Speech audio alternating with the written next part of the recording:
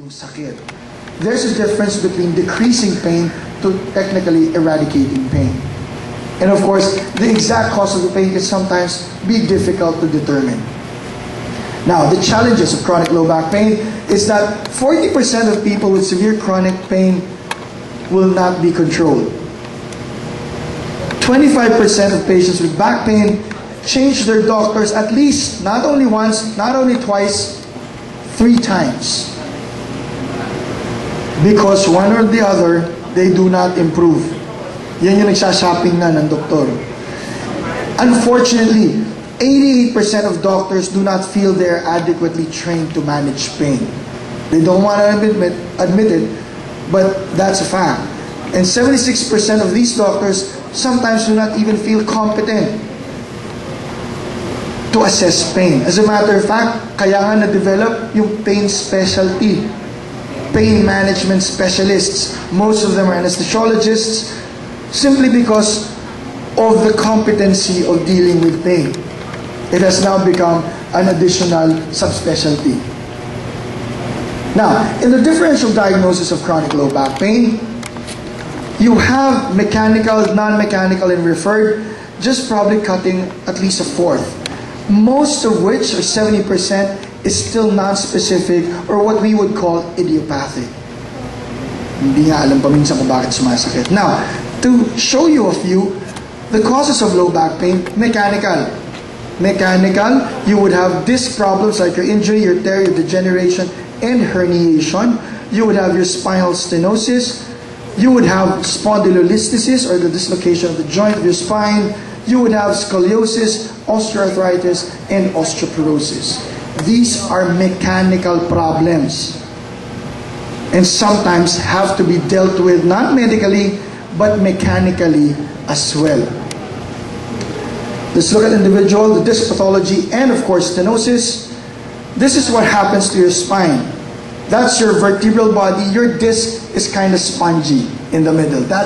You can accept pressure when jumping, when walking. In your mobility, this is what helps you. And the outside layer, 30%, is a very thick annular layer. It's fibrotic. But the center area, the nucleus of this area is quite gelatinous. That's why you see it rather white on an MRI. But what happens because of this pressure? That disc, alam niyo yung donut na walang butas? Yung mga Bavarian creams, yung mga jelly sa loob, di ba? Pag kinagat nyo na nangyayari, yung palaman lumalabas sa kabilang dulo. Ganun din kasi ang problema ng discs natin. Depending on where that area is, it could actually protrude upward and downward, known as your Schmorl's nodes. Not much of a problem. Why? Because that is solid bone. It could go forward, not a problem, simply because that's the retroperitoneal area. Walang masyadong pressure dyan sa area yan. The problem lies is if it goes towards the back. Why? Your spinal cord is there. And depending on how bad that protrusion is, that tearing of that annulus or that fibrosis will actually already create a chemical reaction, giving you already pain. That is why that tear, one, will cause pain, and if and ever it does go out and impinges a nerve root, or worse, it impinges the actual spinal cord, you will not only have problems of pain, you will also have problems radiating all the way down to the tip of your big toe. That's your radiculopathies, that's your neurologic deficit. Down below are examples of MRIs on an eggshell view. If you notice, this is a central protrusion.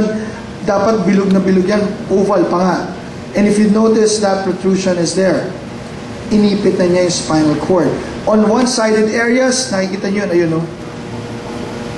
So you would have patients walking, wouldn't want to move much. Pag hiniga mo yan, the lateral, the left side, not a problem. You can actually move it. But the right side, trying to lift a straightened extremity at least an inch from the bed, aaray na yan. And if you notice, nagmamanhid, parang nakamedyas yung kanang paa, yung kaliwa. Hindi. And if you ask them to tiptoe on one foot, kayang-kaya sa kaliwa, ang kanan, Dok, teka, hindi talaga maiangat. So, your pain and problem is no longer limited to the back. They're all the way down to your extremities. E, paano na lang kung nasa liig pala yan? Ganon din na nangyayari sa kamay. If your C5, C6 is affected, you cannot do this. Dok, ayun lang ako.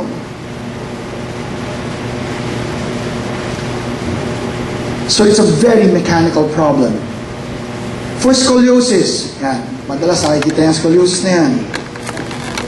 If you notice, not much of a problem. If you ask them to bend, halos wala. But if you see their x-rays, minimal. Try this. Medyo may kaunti na. Papansinin nyo, hindi na pantay. Ang x-ray niya, kasi hindi rin pantay. Lalo na to, nakatayo pa lang, kitang-kita na. Ayun siya, kurbado, may S pa nga. Ang x-ray, kurbado din, hanggang sa baba. Ito, hindi masyado, pero pag tagilid niya, you have that rib hump at the back. Because that's the x-ray. Another one, there. You have si Lola. Not only do you have scoliosis, but you also have kyphosis as well. Likewise. Now, the problem with scoliosis sometimes is not the bony problem, especially for the individuals in their stable stage. Ibig sabihin, hindi na sila lumalaki, hindi na sila tumatanda. Yun yung kategorya na nagtatrabaho. Why? Because the problem usually is muscular in nature. So, ang tanong, pakikialaman ko pa ba? Hindi na. Exercises, physical therapy will play a very big role. Why? Like I mentioned, everybody of us will experience back pains. Ang gusto lang natin mangyari sa kanila is one, yung time frame from one episode to the other, medyo maski pa paano humaba. And not only that, if pain does recur, at least it's not as bad as the initial one. Now, spondylolisthesis.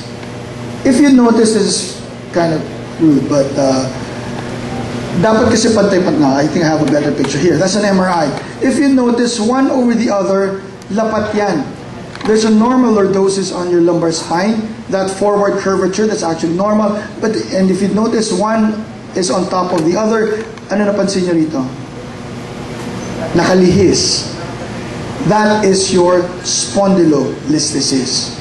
And depending on how far that listhesis would be, it's graded 1, 2, 3, 4, and even a 5. 25%. So this is actually a grade 1 spondylolisthesis. If it's all the way half, that's grade 2, grade 3, and if this entire thing is out, that's a 4. Hindi lahat ng yan inooperahan. Why? Because you would have patients with simply pains. I sometimes just put them on a brace. 2-3 months, wait for that to heal. Hindi na yan babalik sa dati, pero importante, naglalakad ang pasyente, hanggang dun lang kami. But, once the spinal cord gives out signs and symptoms, like I mentioned a while ago, we have to be a little aggressive. And sometimes, we would put in screws. Katulad niyan. Bakit? That vertebral column is the post of our entire body. E sira nga yung poste. E di sagkalan mo, lagyan mo ng poste yung panibago. Sabi ko sa inyo, karpintero lang kami. That's another one with a 3-part, 3-screw, a little longer. And not only that, if you notice, this is your vertebral, your spinous process. Yan yung nakakapaan yung buto sa likod. That's your spinous process. Kung mapapansin nyo, butas na po dito. Because not only did we put in a post, we actually decompressed the area. Sabi ko nga sa inyo, mechanical kasi ang problema, mechanical din ang solusyon. Pero ito kasi, may simptomas na umaabot hanggang sa paa, na hindi na maiangat, hindi na makalakad. If your patient does not have this, kahit pag grade 2 yan, hindi rin namin pakikialaman. Simply put on a brace. And usually, the funny thing with braces, dramatic effect. Patient comes in on a wheelchair because they could barely move because of the pain. You put them on a brace, tayo upo yan, maglalakad yan palabas. without doing any surgery. So, hindi lahat na may problema sa likod, inooperahan. Likewise, for your discs, hindi lahat na may slip disc, inooperahan. Lalo na kung ang complaint ng slip disc is simply back pains. We will never do surgeries for back pains. We will indicate that surgery because we already have signs and symptoms away from the back. We have your radiculopathies, we have your sensory loss, we have your motor deficits, in all of these things, sometimes even atrophy of the extremity. Kaya namin inooperahan. Bakit? Kasi pag inoperahan namin, darating pa rin ang panahon, Dok, masakit ang likod ko. Hindi mo yata ako ginamot na maayos. So back pain is never a reason for surgery. It is always because we see something else than simple back pains. This is in the neck, just to show you a bit. Ganyan din, no? Yun, no? Nagbabalda to, hindi makaangat. That's C2, 3, 4, and 5, C5, C6. So yan yung, Dok, hindi na niya maiangat to. So we put it in. That's a plate with their screws just to stabilize that area. And if you notice, for this patient, at least Mr. Papano, we were able to reduce it. Now, osteoarthritis. Actually, I didn't put much of